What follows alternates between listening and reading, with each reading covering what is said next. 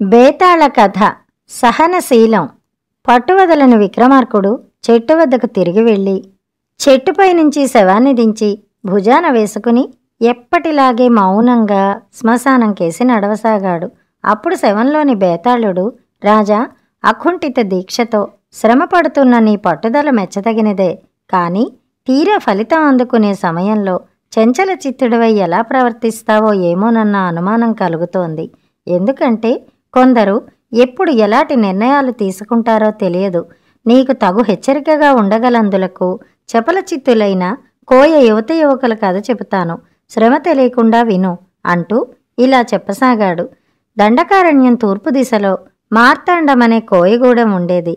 సాహసప్రియులైన ఆ కోయగూడెం యువత యువకులు ఒకనాటి సాయంకాలం ఆటపాటల్లో తేలియాడి ఒక తటాకం ఒడ్డున కబుర్లు చెప్పుకుంటూ కూర్చున్నారు. అందమైన ఆ తటాకంలోని చేపలు ఎగిరెగిరి పడుతుండడం చూడడానికి ఆహ్లాదకరంగా ఉంది. గాలిలోకి ఎగిరిపడుతున్న చేపపిల్లను గురి చూసి బాణంతో ఎవరైనా కొట్టగలరా అంటూ సవాలు విసిరాడు ఆ బృందంలోని ఒక యువకుడు.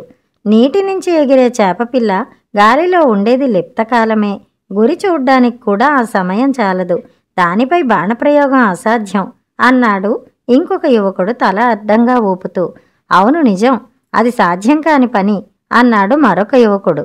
పట్టుదలతో ప్రయత్నిస్తే అసాధ్యమే సుసాధ్యమవుతుంది అన్నాడు మొదటి యువకుడు. ఆ మాట విన్న తర్వాత ఊరుకోలేక ముగ్గురు యువకులు ప్రయత్నించారు. కానీ కొట్టడం వారికి సాధ్యం కాలేదు. ఆ బృందంలో నెలవంక అనే అందాల యువతి ఉంది. ఆమె అందచందాలకు ముగ్ధులు కాని యువకులు ఆ గూడెంలో లేరు. ఆమెకు ప్రతాపుడంటే చాలా ఇష్టం. ప్రతాపుడు చక్కని దేహదారుఢ్యంతో చిరుతపుల్లా చురుకైనవాడు.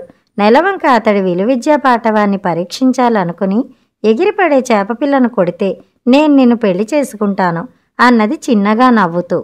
ప్రతాపుడు ఉప్పొంగుని హృదయంతో లేచి చాలా ఏకాగ్రతతో గురి చూసి బాణం వదిలాడు.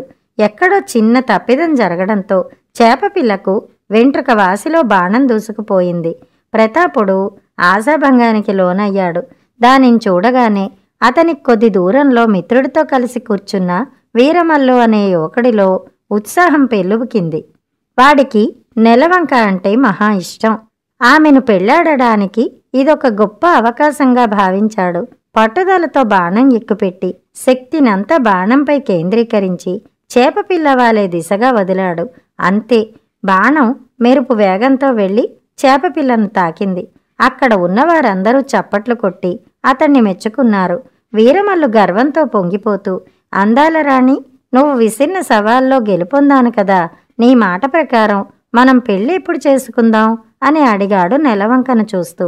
ఆ మాటలకు ఉలిక్కిపడిన నెలవంక కోపావేశంతో, నేను నిన్ను వివాహం చేసుకోవడమా? కలలో కూడా అది జరగదు.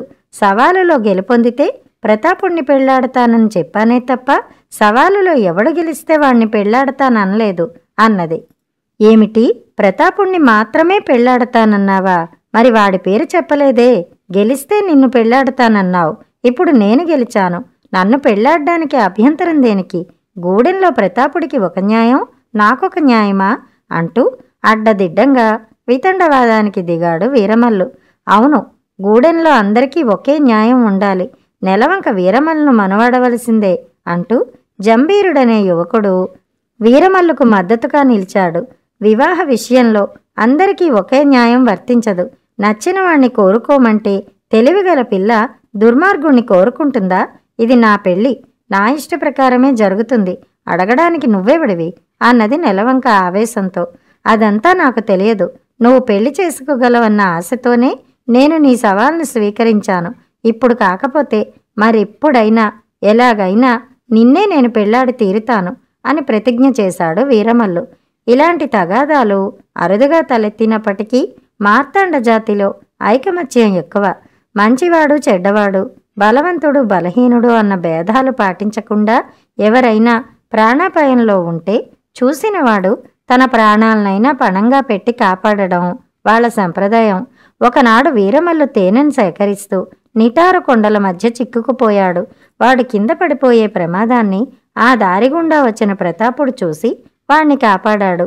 ప్రతాపుడు ఆ సంఘటనను గుర్తు చేసుకుంటూ వీరమల్లుతో, నెలవంక నిన్ను వివాహమాడడంలో నాకెలాంటి అభ్యంతరమూ లేదు. అయితే మంచితనంతో ఆమె మనసును దోచుకోవడానికి ప్రయత్నించు అన్నాడు.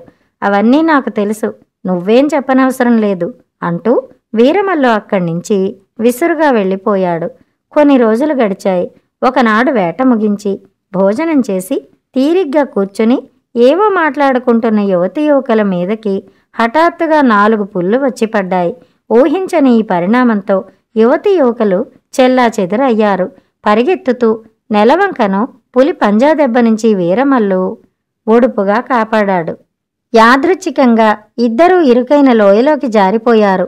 నెలవంకకు మోచేయి గీసుకుపోయి నెత్తురు కారసాగింది. ఎత్తునుంచి కిందకి పడ్డంతో ఆమె స్పృహ కోల్పోయింది.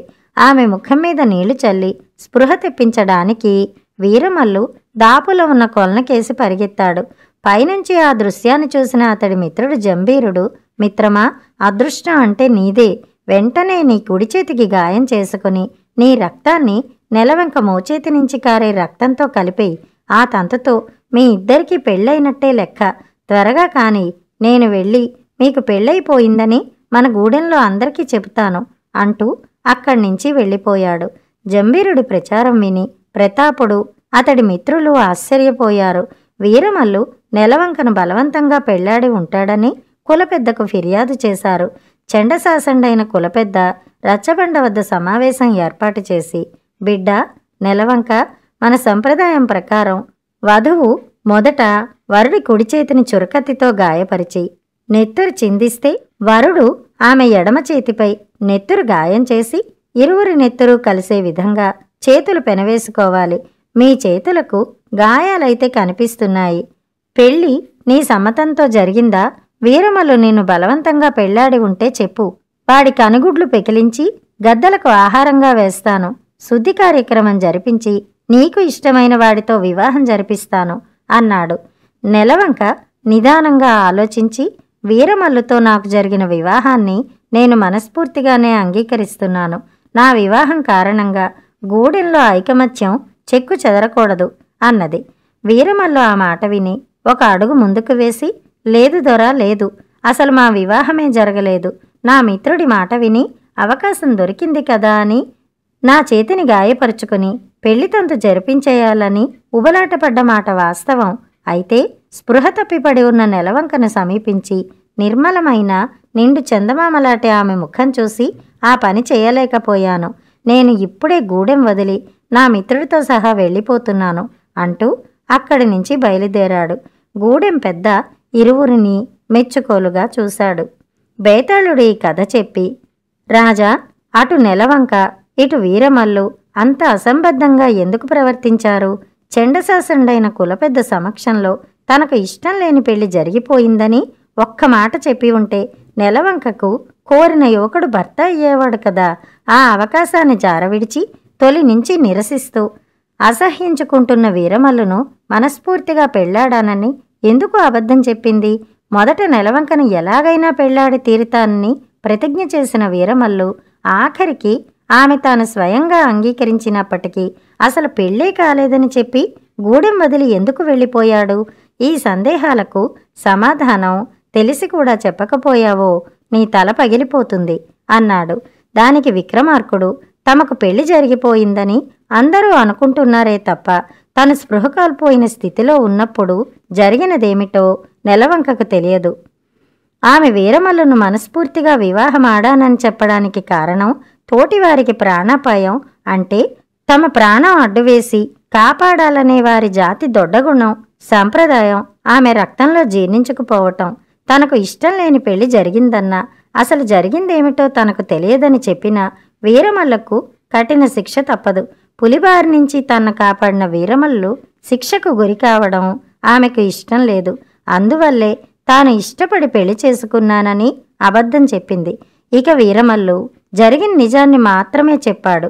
అతడికి నెలవంక మీద అమిత అభిమానం ఉన్నమాట నిజమే, కానీ జాతి సంప్రదాయానికి విరుద్ధంగా బలవంతంగా ఆమెను పెళ్లాడడం అతడి అభిమతం కాదు. ఇంత జరిగిన తర్వాత తాను అక్కడే ఉంటే తన ప్రమేయం లేకున్నా తన అనుచరుల కారణంగా గూడెం ప్రజల ఐకమత్యానికి భంగం వాటిల్లగలదన్న అనుమానంతోనే అతడు అక్కడి నుంచి వెళ్ళిపోయాడు.